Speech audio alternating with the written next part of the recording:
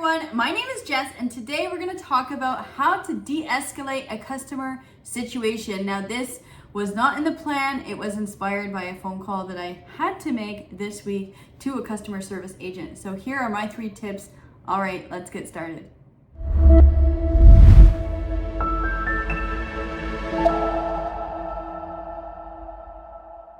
Alright everyone, welcome back to my channel. If you're new here, go ahead and hit that subscribe button below. It will help me out a lot. And you'll be reminded that every single Monday I do post new content. Okay, so you are here for the 3 tips on how to de-escalate any customer situation. Now this one came about last week. My microwave set on fire and I had to call customer care. And let me tell you, they did not de-escalate the customer, they actually made it worse.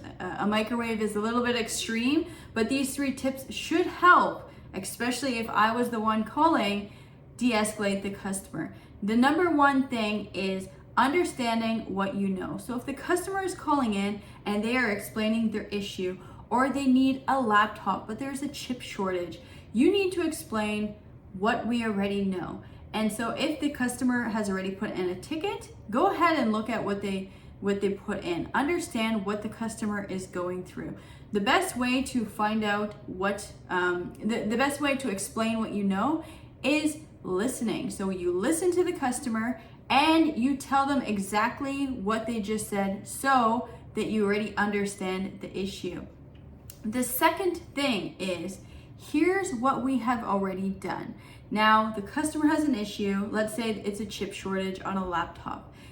Here's what we've already done. We have prepped these 3 types of laptops that could be available for purchase if you are in a pinch. If you need the laptop now, here's what we have already done to go ahead and ease the pain. Now, depending on what organization you work for, sometimes you don't have anything available. You're not able to give discounts. You're not able to calm the customer down to say, hey, we've already done this, or we've already gone ahead and shipped this product to you. Sometimes you just don't have any resources. So you have to say, hey, I'm looking into this issue. I have already notified my manager of this issue. I have already looked at inventory about this. I have already contacted the necessary people. So when the customer is on fire and angry with rage, because let me tell you, you're watching this because you have customer escalations. Most likely the customer is angry when they already get to you.